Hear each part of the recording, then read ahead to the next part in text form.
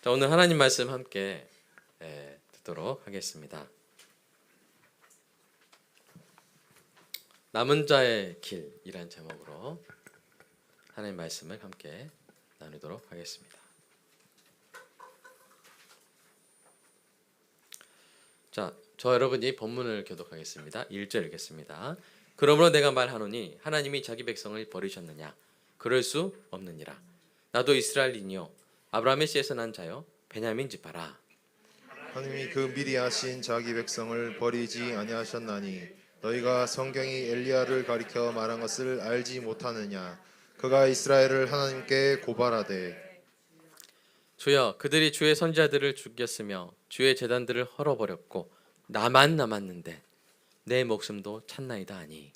그에게 하신 대답이 무엇이냐? 내가 나를 위하여 바알에게 무릎을 꿇지 아니한 사람 7,000명을 남겨두었다 하셨으니. 함께 읽겠습니다. 그런즉 이와 같이 지금도 은혜로 택하심을 따라 남은 자가 있느니라. 아멘. 우리의 마음밭을 위해서 기도하겠습니다.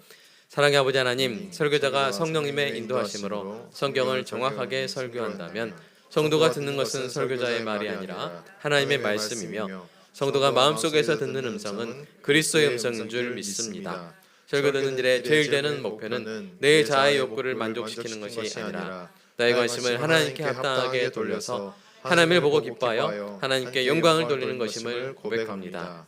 이제 설교를 통해 오늘 나에게 주시는 하나님의 말씀을 받을 때 내 마음이 옥토가 되게 하시고 성령님의 조명하심으로 오해 없이 겸손하게 받아 회개할 것은 회개하고 위로받을 것은 위로받고 배워야 할 것은 배움으로써 100배의 열매를 맺게 하소서. 예수님의 이름으로 기도합니다. 아멘.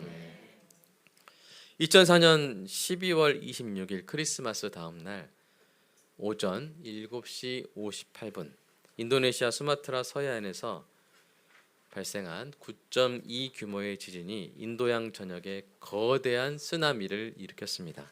태국 푸켓의 반남켄 마을은 10m 높이의 파도에 휩싸이면서 단 몇 분 만에 폐허로 변했고 태국에서만 5,395명이 사망하고 2,817명이 실종되었습니다. 이때 42세의 폰사완이라는 어부가 있었는데요. 그는 반남켄 마을에서 20년 넘게 고기를 잡으며 가족을 부양했는데 그날 새벽 6시 그는 8m 길이의 목재 어선을 타고 푸켓 앞바다 2km 지점에서 그물을 던지고 있었어요. 그런데 오전 8시경에 갑자기 바다가 후퇴하면서 해저에 있는 산호와 바위가 드러나는 것을 봅니다. 그때 그가 뭐가 떠올랐냐면 교회에서 받았던 쓰나미 교육이 떠오른 거예요. 쓰나미 때는 이런 일이 일어날 수 있다. 그리고 그는 그 교육을 떠올리고 즉시 무릎을 꿇고 기도했습니다. 하나님, 저를 살려주시면 당신의 뜻을 따르겠습니다. 폰사와는 지체하지 않고 그의 어선에 있는 25마력 엔진을 최대한 돌려서 반남캠 해변에서 그 해변가 쪽으로 가야 됩니까? 깊은 바다로 가야 됩니까? 그럴 때 깊은 바다로 가야 되거든요. 5km 이상 떨어진 깊은 바다로 나아갔습니다. 오전 8시 30분경 첫 번째 파도가 마을을 덮치고 두 번째 파도가 집들을 삼켰습니다. 그의 이웃들은 지붕 위로 대피하거나 나무를 붙잡았지만 많은 이들이 쓰나미에 휩쓸렸죠. 그러나 폰사완의 배는 깊은 바다의 잔잔한 물 위에 떠 있었고 그는 라디오로 태국 해군의 긴급 경보를 들으며 자신이 생존자가 되었음을 깨달았습니다. 그는 시편 46편 1절 하나님은 나의 피난처시요 힘이시니 환난 중에 만날 큰 도움이시라 이 말씀을 떠올리며 눈물을 흘렸습니다. 그는 자신의 생존이 우연이 아니라 하나님의 은혜와 섭리임을 확신했습니다. 사랑하는 여러분, 재난은 너무나 비극적인 일이지만 그 가운데서 살아남는 것이 크나큰 은혜임은 부정할 수 없습니다. 오늘 본문 1절에서 사도 바울은 자기 민족인 유대인을 휩쓴 불신과 멸망의 거대한 쓰나미에서도 유대인 중에 유대인인 자신이 하나님의 은혜로 구원받은 남은 자가 되었음을 증언하고 있습니다. 그가 그렇게 말한 이유는 하나님이 자기 백성을 버리신 분이 아님을 선포하기 위함입니다. 오늘날 우리 한국교회 일부에도 불신과 타락의 쓰나미가 덮쳤다고 말하는 사람들이 있습니다. 그 주장이 사실이라고 해서 우리가 하나님의 신실하심을 의심할 수 있습니까? 그럴 수 없습니다. 여러분, 하나님이 우리 한국교회를 버리셨다고 말할 수 있습니까? 그럴 수 없습니다. 그 증거가 뭡니까? 바로 여러분이죠. 바른 복음에 대한 믿음으로 말씀대로 살려고 애쓰는 여러분이 그 증거입니다. 본사원이 쓰나미에서 하나님의 은혜로 살아남은 것처럼, 바울이 예수님을 배척한 유대인들 중에서 하나님의 은혜로 남은 자가 된 것처럼, 하나님은 여러분을 은혜로 택하여 남은 자가 되게 하신 줄로 믿으시기 바랍니다. 그렇습니다. 참된 복음을 믿고 참 신앙의 증거를 품고 사는 성도는 하나님이 은혜로 택하신 뭐라고요? 남은 자. 영어로 렘넌트라고 합니다. 좀 유명한 단어인데요. 렘넌트입니다. 오늘 말씀을 통해 이 사실의 무게를 느끼고 남은 자의 감사와 기쁨으로 충만해지시기를 주님의 이름으로 축복합니다. 엘리야 이야기를 갑자기 해드립니다. 엘리야는 갈멜산에서 위대한 승리를 거두었죠. 이스라엘을 우상 숭배의 구덩이에 떨어뜨린 바알의 제사장들과 싸워서 이겼습니다. 바알의 제사장들이 바알에게 불을 내려달라고 제물을 태워달라고 기도했죠. 엘리야는 누구에게 기도했어요? 하나님께 기도했습니다. 거짓된 우상인 바알의 응답은 당연히 없었죠. 반면에 하나님께서 불을 내리셔서 엘리야의 제물뿐 아니라 제단 나무와 도랑의 물까지 다 태우셨어요. 엘리야는 큰 승리를 거두었습니다. 그러나 왕비 이세벨이 뭐라고 말했냐면 엘리야를 죽이겠다고 맹세했다는 말을 들은 엘리야가 뜻밖에도 어떻게 해요? 낙심을 합니다. 갑자기 사명의 자리를 떠나 광야로 가서 로뎀나무 아래 앉아서 죽기를 구합니다. 그때 하나님이 그래 죽자 이렇게 하세요? 아니시고 까마귀를 통해서 떡과 물을 보내셔서 먹이시고 엘리야는 40일을 걸어서 하나님의 산 호렙에 도착했습니다. 그곳에서 하나님이 엘리야에게 물으시는 거예요. 내가 어찌하여 여기 있느냐? 그때 엘리야가 대답했죠. 여러분이 한번 대답해 보실래요? 다음 시작.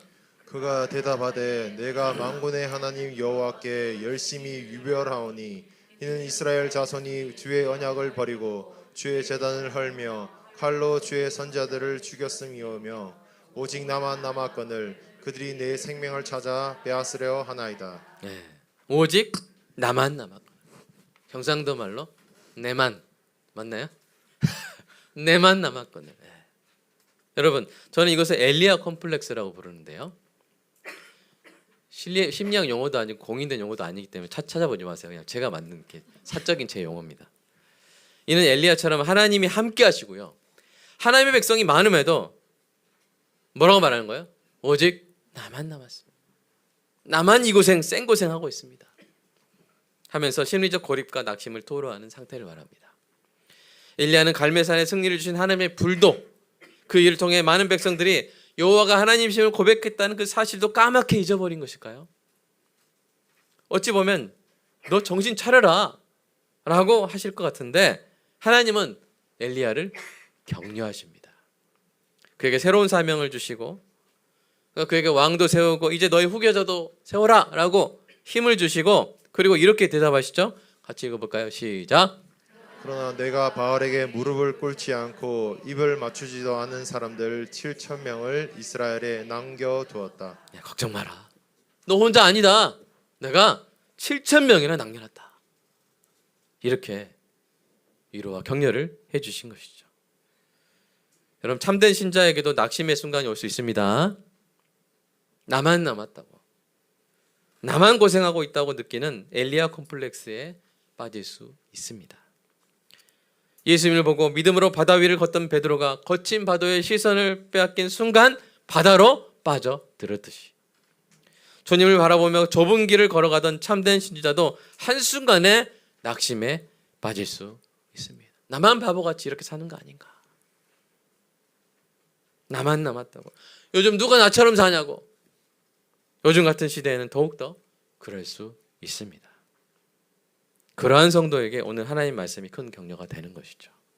오늘 4절 5절 위로하고 격려하는 마음을 한번 읽어볼까요? 시작. 그에게 하신 대답이 무엇이냐? 내가 나를 위하여 바알에게 무릎을 꿇지 아니한 사람 7천 명을 남겨두었다 하셨으니 그런즉 이와 같이 지금도 은혜로 택하심을 따라 남은 자가 있느니라. 은혜로 택하심을 따라 남은 자가 있는 줄로 믿습니다. 혼자가 아닙니다. 우리만 있는 게 아닙니다. 정말 한국 교회는 정말 바른 복음을 따르는 귀한 교들이 정말 많고요. 착한 성도들이 많이 있습니다. 우리가 다 찾아보지 못할 뿐이죠. 여러분, 남은 자라는 단어는 어떤 전체가 사라질 때 여전히 남아있는 부분을 말합니다. 옷감 한 피를 다 끊어 팔고 남은 짜투리, 그 좋은 예죠. 구약 성경에서 이 단어는 BC 6세기에서 8세기에 살았던 아수르와 바벨론의 침략으로 나라가 폐허가 되고 백성이 포로로 끌려갈 때 살아남았던 유대인들 또는 재난이나 심판 속에서도 살아남아 신앙을 지키는 사람들을 의미했어요. 이 단어가 신약 성경에도 나오는데 오늘 본문을 포함해서 총 3번 나옵니다. 나머지 2 본문 보시면 어떻게 나옵니까? 남은 사람들. 그렇게 나오죠. 마지막 로마서 말씀은 우리가 다시 한번 읽어보겠습니다. 시작. 또 이사야가 이스라엘에 관하여 외치되 이스라엘 자손들의 수가 비록 바다의 모래 같을지라도 남은 자만 구원을 받으리니. 네, 그렇습니다. 하나님의 은혜로 택하여 남기신 사람들이 있는 거예요. 우리는 이 사실을 기억해야 합니다. 여러분, 사실 바울이 처했던 상황을 보면요, 그는 엘리야보다 더 엘리야 콤플렉스에 빠져도 우리가 할 말이 없는 사람이에요. 바울이 복음을 전하고 교회를 세우는 곳마다 유대인들이 다 가가지고 회방을 놓았습니다. 유대인들이 바울을 방해하고 고소하고 모함하고 때리고 죽이려고 했죠. 실제로 그들은 스데반을 돌로 쳐 죽인 것처럼 바울을 돌로 쳐 죽였어요. 근데 바울이 살아났습니다. 그 바울의 고백과 나와요. 돌로 쳐 죽이는 형을 당했어요. 정말로 죽을 뻔했는지 죽었다 살아났는지는 잘 모르겠지만, 그러나 그 끔찍한 폭력에서 얼마나 사람이 상처를 받겠습니까? 수많은 사람이 나를 때려 죽이려고 했고 그렇게 실행했다. 그러면 여러분 얼마나 마음의 상처가 크겠어요? 낙심이 크겠어요? 근데 바울은 제가 볼 때 엘리야를 기억한 것 같아요. 엘리야를 격려하신 하나님의 말씀을 떠올렸을 것 같아요. 자신이 결코 혼자가 아니며 하나님의 은혜로 남은 자들 가운데 있었음을 기억했을 것입니다. 또한 유대인들 가운데서도 그처럼 남은 자들이 많음을 기억했을 거예요. 왜냐하면 가는 곳마다 유대인 회당에 가서 복음을 전했는데 그들 가운데 예수 믿는 자들이 있었거든요. 하나님이 엘리야에게 하신 격려를 어떻게 한 거예요? 자기 자신에게도 적용을 한 것이죠. 여러분도 그렇게 하게 되시기를 주님의 이름으로 축복합니다. 거기에다가 이제 하나님은 또 특별한 격려를 해주세요. 특별한 격려를 더해 주십니다. 바울이 동역자들과 헤어져서 홀로 그리스의 대도시 고린도에 들어갔을 때가 있었어요. 고린도는 그리스의 로마라고 불릴 정도로 제2의 도시였습니다. 그러니까 번성했지만 또한 활락이 가득한 그런 도시였죠. 그런 도시에 홀로 들어가서 그때 사도 바울이 고린도전서 2장 3절에서 그때 심정을 이렇게 말합니다. 내가 너희 가운데 거할 때 약하고 두려워하고 심히 떨었노라. 우리가 생각할 때 사도 바울이 되게 담대한 사람이잖아요. 그런데 고린도에 있었을 때 어떤 상태였어요? 약하고 두려워하고 심히 떨었어요. 그렇게 고백했어요. 그때 그에게 하나님 이렇게 격려하십니다. 여러분이 격려하는 마음으로 한번 읽어볼까요? 시작. 밤에 주께서 환상 가운데 바울에게 말씀하시되 두려워하지 말며 침묵하지 말고 말하라. 내가 너와 함께 있음에 어떤 사람도 너를 대적하여 해롭게 할 자가 없을 것이니 이는 이 성중에 내 백성이 많음이라 하시더라. 아멘. 아무리 고린도가 그 동방의 아주 작은 나라의 목수 이야기에 관심 없고 화려한 영웅들과 황제들의 신상들과 그런 걸로 가득하다 할지라도, 아무리 바울이 모습이 초라하다 할지라도 텐트 메이커, 천막 만드는 사람, 그래 바울의 외모는 그렇게 우리가 지금 생각하는 BTS 같은 그런 외모는 아니었거든요. 허리도 굽고 코는 매부리코에 눈이 일자 눈썹이었다고 전해집니다. 아주 그리고 많이 안질도 있었고 많은 고난을 당했기 때문에 걷는 자세도 꿋꿋하지 못하고 참 힘든 그런 몸의 상태였기 때문에 정말 어떻게 보면 초라해요. 자기 자신을 돌아보면 초라할 수 있는 그런 상태였죠. 그런 사도 바울에게 하나님이 격려하십니다. 격려하시는 거예요. 두 가지 격려죠. 첫 번째 뭐예요? 내가 너와 함께 있다. 두 번째 뭐예요? 내 백성이 많이 있단다. 이것이 사도 바울에게 큰 격려가 되어서 열심으로 복음을 전했습니다. 사랑하는 여러분, 하나님이 여러분과 함께 하십니다. 또한 여러분이 있는 그 동네, 그 지역에 하나님의 백성이 많음을 기억하시기 바랍니다. 그들은 여러분의 동역자요, 하늘 가족이요, 지체입니다. 여러분 지금도 그렇잖아요. 정말 우리 교회는 정말 착하고 복음을 사랑하고 예수님을 사랑하고 이웃을 섬기길 좋아하는 그런 분들 다 모아놨잖아요. 그죠? 얼마나 귀합니까? 이 정도면 정말 많은 거예요. 옆에 딱 돌아보고 야 정말 많네. 시작. 많죠? 이 정도면 한 민족, 한 대륙을 부흥시키고도 남을 하나님의 군사인 줄로 믿습니다.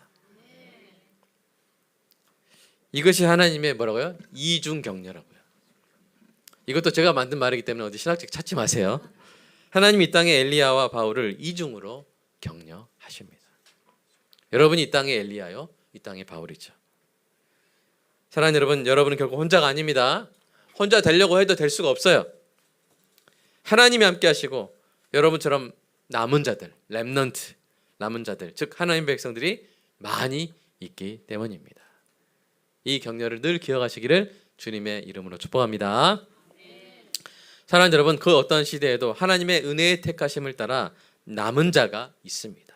바알의 종교에 물들지 않은 사람이 있고요, 바알에게 무릎 꿇지 않고 바알에게 입맞추지 않은 사람이 있습니다. 참된 신자의 증표를 가진 사람들이 있습니다. 하나님을 향한 깊은 갈망을 가지고 주님을 볼 때마다 깊은 기쁨을 누리는 사람들이 있어요. 이슬람 국가에도 남은 자가 있습니다. 북한에도 남은 자들이 있습니다. 보이지 않아도 그들은 숨어서 예배를 드리지만 우리는 알지 못하지만 어마어마한 하나님의 백성들이 있습니다. 물질과 쾌락 숭배가 극에 달한 곳에도 남은 자들이 있어요. 자기 마음을 지키고 하나님을 순전히 사랑하는 사람들이 있단 말이에요. 하나님의 말씀 아닙니까? 믿으시기 바랍니다. 하나님이 당신의 백성을 거룩하게 보존하시는 그 놀라운 섭리와 능력은요, 사람이 헤아릴 수 없어요. 우리 어떤 도시를 보고 야, 저 부패한 땅, 저 물질 만능주의에 그냥 완전히 물들어 버린 저 도시에는 하나님의 백성이 없겠다. 여러분 단정하지 마세요. 단정하지 마세요. 왜요? 제가 아까 말씀드렸죠. 그 고린도 제2의 로마라고 불렸던 거기에도 하나님 뭐라 하셨어요? 이 성중에 내 백성이 많음이라. 아멘.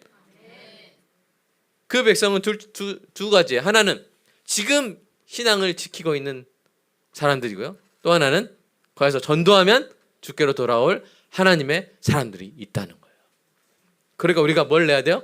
힘을 내야 하는 것이죠. 하나님이 택하셔서 그 손으로 붙드시면 그 어떤 것도 그 손에서 빼앗을 수 없다고 예수님이 말씀하셨습니다. 예수님 말씀 한번 읽어볼까요? 시작. 내 양은 내 음성을 들으며 나는 그들을 알며 그들은 나를 따르느니라. 내가 그들에게 영생을 주노니 영원히 멸망하지 아니할 것이요 또 그들을 내 손에서 빼앗을 자가 없느니라. 그들을 주신 내 아버지는 만물보다 크심에 아무도 아버지 손에서 빼앗을 수 없느니라. 그 어떤 도시에 있든지 또는 그 어떤 재난과 사고 가운데 있을지라도 우리가 하나님의 손에 남아있다면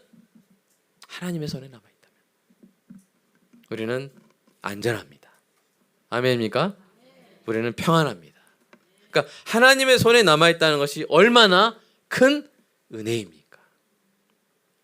이 은혜에 집중하기만 해도 우리는 그 어떤 풍랑 속에서도 잠잠하게 평안을 누릴 수 있습니다. 그러니 사랑하는 여러분, 오늘 이 귀한 주일에 특별히 내가 하나님 아버지의 손 안에 남아있다. 뭐라고요? 나는 아버지 손 안에 남아있다. 나는 남은 자다. 이것이 얼마나 큰 은혜인지를 깊이 묵상하는 주일 되시기를 주님의 이름으로 축복합니다. 2004년 12월 26일 쓰나미가 반남캠 마을을 휩쓴 직후에 하나님의 은혜로 살아남은 폰사와는 재난의 현장에서 멀어질 수 있었어요.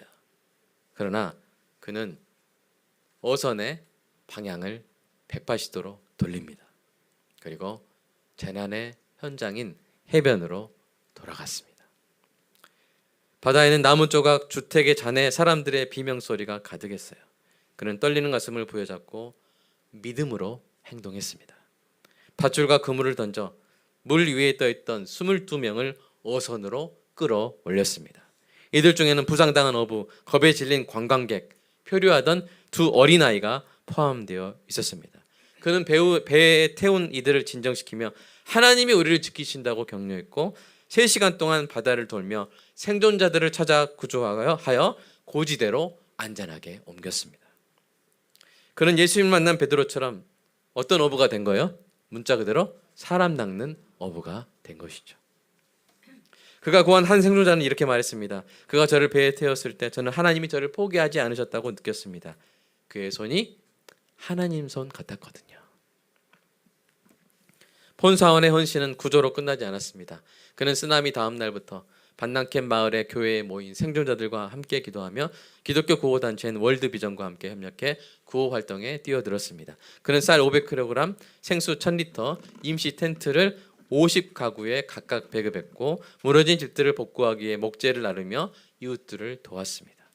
2005년 12월 26일 쓰나미 1주년을 맞아 그는 마을에 세워진 추모비 앞에서 100여 명의 주민들과 함께 기도회를 열었습니다. 그는 희생자들을 기리며 하나님께서 저를 살려주신 것은 이웃을 구하고 섬기라는 사명 때문입니다. 라고 고백했습니다. 그의 믿음과 행동은 폐허가 된 마을에 희망을 불어넣었고 반남캠 교회가 그의 헌신을 통해 부흥했습니다. 그는 남은 자의 사명에 충실한 것이죠. 제가 그래서 좀 궁금해서 알아보니 폰사완이라는 이 태국어 이름에는 이런 뜻이 있다고 그래요. 천국의 축복, 하늘의 은혜라는 뜻이 있다고 합니다. 그렇습니다. 남은 자는 하나님이 이 땅에 보내신 천국의 축복입니다. 하나님의 은혜입니다. 그리고 여러분도 그렇습니다. 오늘 한국교회 일부가 길을 잃었다 할지라도 이 세상의 풍파가 심하다 할지라도 때로는 좁은 길을 가는 신자가 드물어 보일지라도 하나님이 우리와 함께 하시고 하나님의 은혜로 남은 자들이 많다는 이 두 가지 사실에는 변함이 없는 줄로 믿습니다.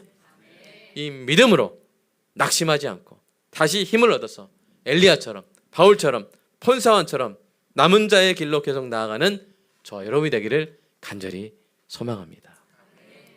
그럴 은혜와 능력과 지혜와 사랑과 인애를 부어주시라고 이 시간 간절히 기도하겠습니다.